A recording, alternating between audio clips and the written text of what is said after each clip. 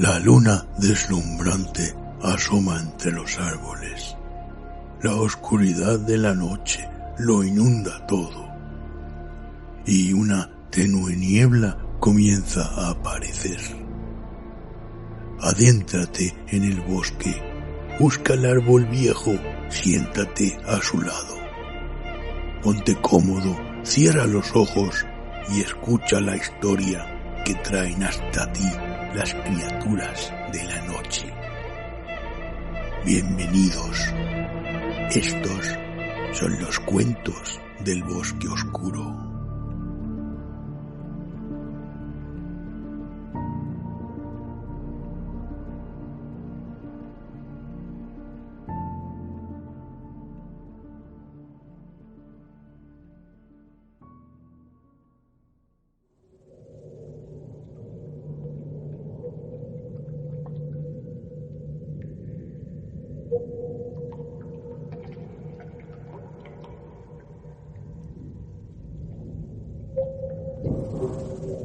El anciano terrible,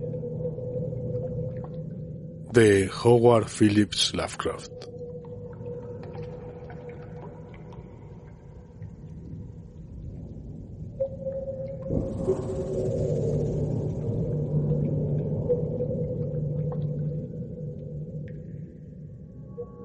Fue la idea de Angelo Ricci, Joe Chanec y Manuel Silva hacer una visita al terrible anciano. El anciano vive solo en una casa muy antigua de la calle Walter, cercana al mar, y se le conoce por ser un hombre fantásticamente rico y por tener una salud excesivamente delicada, lo cual constituye un atractivo para hombres con la profesión de los señores Ricci, Chanec y Silva, pues su profesión era el latrocinio. Los vecinos de Kingsport dicen y piensan muchas cosas acerca del terrible anciano, cosas que generalmente lo protegen de las atenciones de caballeros como el señor Ricci y sus colegas, a pesar de la casi absoluta certidumbre de que oculta una fortuna de incierta magnitud en algún rincón de su mohosa y venerable mansión. En verdad es un ser muy extraño, que al parecer fue capitán de barco en las Indias Orientales. Es tan decrépito que nadie recuerda cuándo fue joven, y tan taciturno que pocos conocen su nombre real. Entre los nudosos árboles del jardín delantero de su vieja y nada descuidada residencia, conserva una extraña colección de grandes rocas, singularmente agrupadas y pintadas de forma que semejan los ídolos de algún lóbrego templo asiático. Semejante colección ahuyenta a la mayoría de los niños que disfrutan burlándose de su barba y cabello, largos y canosos, o romper los cristales de pequeño marco de su vivienda con traviesos proyectiles. Pero hay otras cosas que atemorizan a las gentes mayores y de talante curioso, que en ocasiones se acercan sigilosamente hasta la mansión, para escudriñar el interior a través de las ventanas cubiertas de polvo. Estas gentes dicen que sobre la mesa de una desnuda habitación del piso bajo hay muchas botellas extrañas, cada una de las cuales tiene en su interior un trozo de plomo suspendido de una cuerda, como si fuese un péndulo. Y dicen que el anciano terrible dialoga con las botellas, llamándolas por nombres tales como Jack, Cara Cortada, Tom el Largo, Joe el Español, Peters y Mate Ellis, y que siempre que habla una botella, el péndulo de plomo que lleva dentro emite unas vibraciones precisas a modo de respuesta. A quienes han visto al alto y enjuto anciano terrible en una de esas singulares conversaciones, no se les ocurre volver a verlo más. Pero Angelo Ricci, Joe Chanec y Manuel Silva no eran naturales de Kingsport. Pertenecían a esa nueva y heterogénea estirpe extranjera que queda al margen del atractivo círculo de la vida y tradiciones de Nueva Inglaterra, y no vieron en el anciano terrible otra cosa que un viejo decrépito y prácticamente indefenso, que no podía andar sin la ayuda de su cayado, y cuyas escuálidas y frágiles manos temblaban de modo lastimoso. A su manera, se compadecían mucho del solitario e impopular anciano, a quienes todos rehuían, y a quien no había perro que no ladrase con especial virulencia.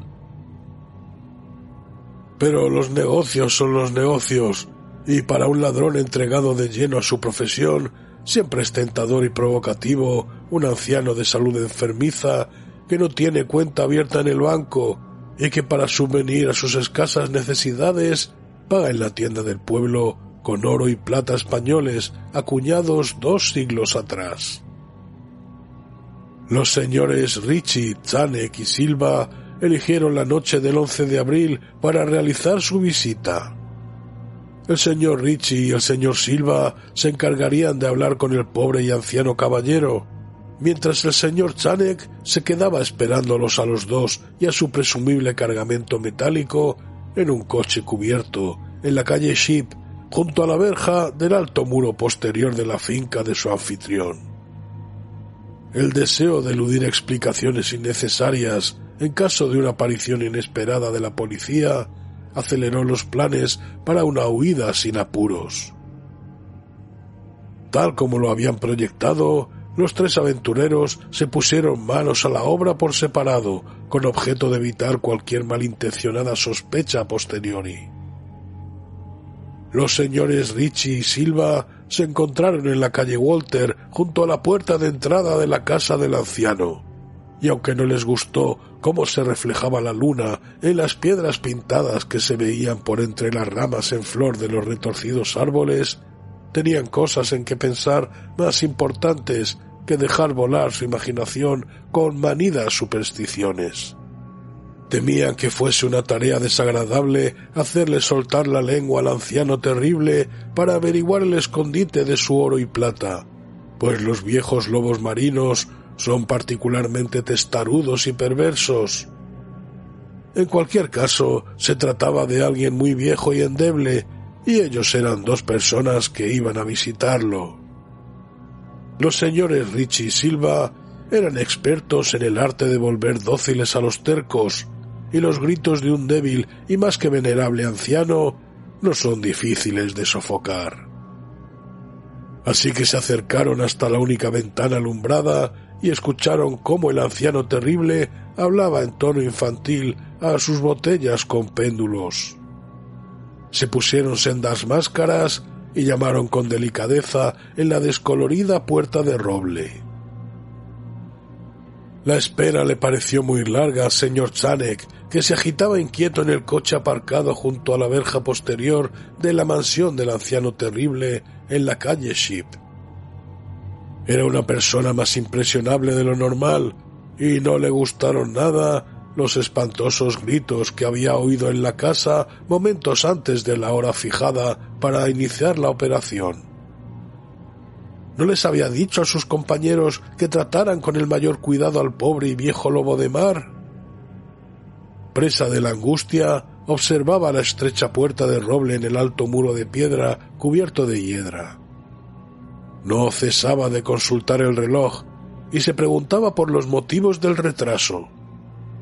¿Habría muerto el anciano antes de revelar dónde se ocultaba el tesoro y habría sido necesario proceder a un registro completo?